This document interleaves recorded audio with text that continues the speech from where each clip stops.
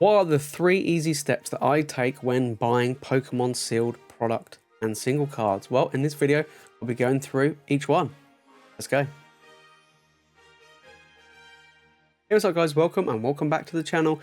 Today we're going to go through 3 easy steps that I take when buying Pokemon product. Now this could be sealed product like booster boxes, EBs and whatnot, and this can be also single cards, whether they be graded or ungraded.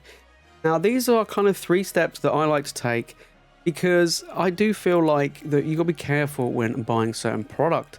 And I feel like these are going to be really useful tips that you can use yourself, especially if you're new to the hobby and you're just starting to buy sealed collections, or you see some single cards on eBay or Facebook or anywhere like that and you're like, oh, that looks really cool, should I buy it?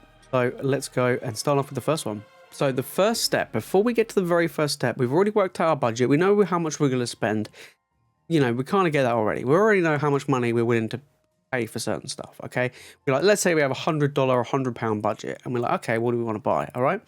So what do I do first thing? Well, the first thing I do is I research. So when I mean by doing research, I mean looking at different markets, different websites, and just seeing what's been going on. So let's say I really wanted to buy a Brilliant Stars booster box over here in the UK. I mean, the same applies to over in the US. First thing I would do is I would go onto eBay. I will have a look at the recently sold on eBay, and I'll take a look at what they've been selling for. Okay, that'll give me a rough idea. And then I'll just go and I'll, look it up, and I would type in Brilliant Stars booster box, and I'll take a look at other sites and see how much they've been selling for.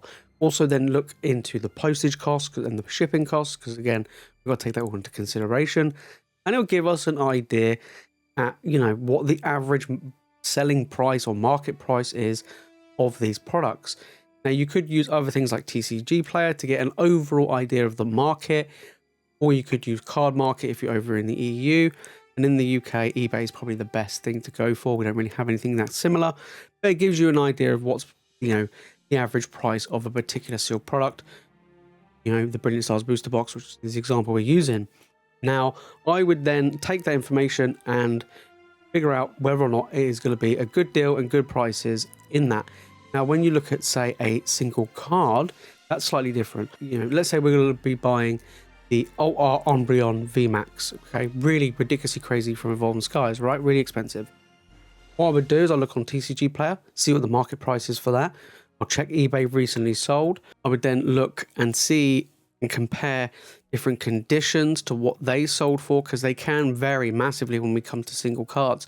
We might see it sell for £250, but then someone sells one for £300, and you're like, wait a minute, and then another one sells for £220, and there's a big difference between each one, and that may be based on the conditions. You always got to look really closely at the pictures, maybe even ask for more pictures of that card, especially if you're buying something that is really expensive, and especially a big card like that.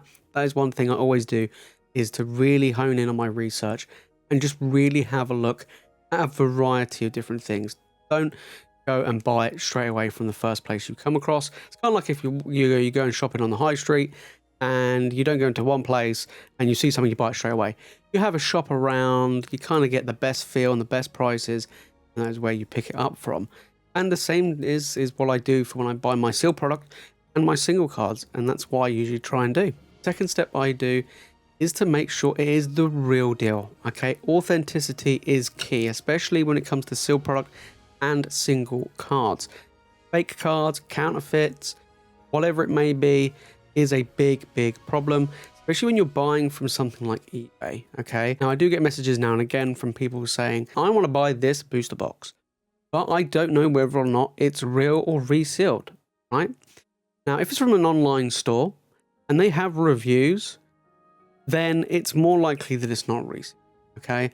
And especially when you come to Sword and Shield era boxes, but when you start to get to much older ones, vintage, even like XY Evolutions, you got to be super careful because they were, tampered with and things like that.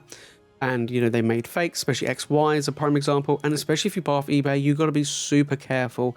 Ask for more photos, whatever it may be. Really kind of have a look at that. Whereas on an online store, let's say you're buying that Brilliant Stars booster box, it's probably more than likely it's going to be the real deal. So, but always look at their reviews on the site. And then when it comes to eBay, always check eBay seller ratings as well. You know, if they've got 100% positive feedback, but they've only ever sold 4 things, I'm kind of like, I'm kind of skeptical. But if it's, you know, someone who has thousands and thousands of reviews, really good feedback, then I'm more than likely going to buy from them. That's another thing to look at is when you know, look at eBay. And the same goes if you're going to buy anywhere online, you just got to look and make sure it's the real deal. With older stuff, it's a lot more tricky, especially like XY Evo and stuff like that. And vintage, like if you're going for WotC era booster boxes, it can be quite tough. But when they, you know, when you get some people like, yeah, are these going to be repacks? You know, from a normal set like Brilliant Stars, probably not. The amount of effort you would have to go in to repack booster packs is just, it's just too long. Now we've got single cards again. You've got to make sure it's the real deal. You got to make sure it's good quality, that authenticity. Ask for more pictures in the front and the back. Have a look at the centering, have a look at the corners, the edges, all of that sort of stuff. And again, trusted sellers, as in go for someone, especially on eBay or even on Facebook. Make sure to check they've got, you know, they can get vouchers, things like that, so you know it's the real deal. And you know, always pay for, if you're going through PayPal, goods and services is the way to go. But overall, that's what I would do for step number 2. All right, so finally, step number 3. Now this is, I kind of feel like this happens to me a lot, and I try and overcome it. And step 3 is not letting the FOMO get to me. Now what I mean by that is sometimes I have doubts when I buy stuff. Okay, so I find that Brilliant Stars booster box. I take that Brilliant Stars booster box and I add it to my cart. I know it's from a good site, from a good source. It's a good price. And there's sometimes I'm sitting there going, are there reprints coming? Should I buy this? You know, I found it for a price, let's say 120 a box. Okay, let's say I bought it at 120 a box, and 3-4 months down the line a reprint wave comes and then 100 a box. Okay, it's fine. It's fine if that happens. So be it. You're not going to lose money. You're only going to lose it if you're going to sell it all of a sudden when that reprint comes. Don't. You know, it's, if you're going sealed product, then you bought it at 120 and it gets reprinted and it's now £100 or $100 a box, right? Okay, it will bounce back up to that 120. And I've done it myself, guys. You know, I bought an XY Evo box back last year, £650 back in July. At the beginning of the year, I started seeing it sell for 500, 530 a box. It dropped like 20-25%. And I was like, okay, that's annoying. But I believe that it'll bounce back. It'll climb. And now it's up to that 650 mark again. So it has climbed. And if I wanted to sell it earlier on this year because I needed the money, then okay, that was kind of tough, right? I'm keeping it for the long term. And that's one of the things where I try not to let it get to me when I buy certain products and let that FOMO, that fear of, oh, what happens if reprints are coming? What happens if I miss out? What happens if I see it for a good deal? You know, maybe that Brilliant Stars booster box is 100. Should I buy it? Should I not? If you buy it at 100, great. You bought it at 110, still fine. If you bought it at 120, that's cool. It will still go up over time once it's no longer in print in the long term. So don't get too much fear. I do it quite a lot. I'm sitting there looking at the checkout and I'm like, oh, should I buy it? Should I press that button? It's just one of those things. And same with single cards. Single cards are slightly different to sealed product where, you know, if they're ungraded, then they could go up in value depending on what set they're from. But overall, they tend to go up in value over time if the set is no longer in print. And if they're a really big chase card, they don't swing and sway as much as sealed product does.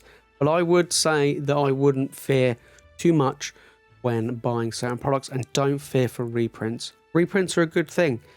And, you know, in my opinion, if I saw that Brilliant Stars box at 100 and I bought it for 120, if I had the money, I'll buy more at 100. But if you've opened it at 120, you bought a box to open, we're not doing sealed, we just want to crack open and have fun. You bought it for 120 and you had fun, opened it, cool. If it comes out a few months down the line, it's now £100, you had the money and you want to open it, buy it and open it. Still going to be good fun regardless. So there you go, guys. Those are 3 steps that I take when I buy products, sealed or singles. So it's great to have these little steps, to use those little steps. Do it. Research is key, though. I always say research is key, because then you know what you're buying, you know the cost, you get an idea of what's been going on. The market will tell you from recently sold. You get an idea whether or not you're paying a good price, or you're paying too much, or it's a good deal, or whatever. Research is key. And of course, make sure you're getting it from a trusted seller. We don't want to get scammed. And then finally, don't let the fear of reprints, don't let the fear of missing out bite you, because it has happened to me before. and it'll probably happen to me again. I'm not gonna lie, I make mistakes, we always do, and you know, sometimes they work out. There we go, something a little bit different right there. If you enjoyed this video and you found it useful, make sure to smash that like button and make sure you subscribe for more Pokemon content, and let me know down in the comments, what type of steps do you take when buying Pokemon product? Do you do something a little bit different than me, or do you do similar things? I would like to find out how you guys each do it yourselves, because that's actually quite interesting and it will help out others when they go to buy their own. Anyway guys, that is it from me in this video. Thank you all so much for watching. You guys are legends, and I'll see you all next one.